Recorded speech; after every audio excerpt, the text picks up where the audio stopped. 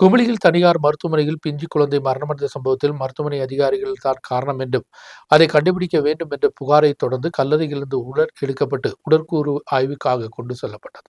சேவியரின் மனைவி டினுவை கடைசி முறையாக ஸ்கேனிங்கிற்காக குமிளி சென்டர் அகஸ்டின்ஸ் மருத்துவமனையில் தான் கடந்த 9ஆம் தேதி கொண்டு வந்தது. கருவறையில் குழந்தை தலைமாறி கிடப்பதன் காரணமாக 11ஆம் தேதி அறுவை சிகிச்சை செய்ய வேண்டும் என்றும் அதற்கு அட்மிட் செய்வதாக அவர்கள் தெரிவித்தனர். ஆனால் மறுநாள் பரிசோதனை செய்தபோது குழந்தையின் இதயத்தின் செயல்பாடுகள் குறைந்துள்ளதாகவும் உடனே அறுவை சிகிச்சை நடத்த வேண்டும் என்றும் மருத்துவர்கள் தெரிவித்தனர். அறுவை சிகிச்சைக்கு பின்பு குழந்தை மரணமடைந்த நிலையில் தான் கிடைத்தது. தொடர்ந்து குமிளி லூர்து தேவாலய செமித்தேரியில் அடக்கம் செய்தனர். குழந்தை மரணமடைய காரணம் என்ன என்று பலமுறை கேள்வி கேட்டும் மருத்துவமனை அதிகாரிகள் சரியான விவரம் கொடுக்காதை தொடர்ந்தான் பெற்றோர்கள் புகார் கொடுத்தது. பைட் റിപ്പോർട്ടിലെല്ലാം കറക്റ്റായ കാര്യങ്ങളാണ് അവർ പറയുന്നത്. പക്ഷെ അവർക്ക് എന്താണെന്ന് ഇപ്പോൾ അറിയുന്നില്ല. കാരണം ചോദിച്ചിട്ട് അവർ നമ്മൾ കൃത്യമായിട്ട് കാര്യങ്ങൾ നമ്മൾക്ക് ഒഴിഞ്ഞു മാറിയാണ് കൂടുതലും ചെയ്യുന്നത്. നമ്മൾ ചോദിക്കുന്നു അവരോട് നമ്മുടെ ഒരു ആവശ്യം എന്താണ്? നമ്മുടെ ആവശ്യം കുഞ്ഞു മരിക്കാനുണ്ടായ കാരണം മാത്രം അറിഞ്ഞാൽ മതി.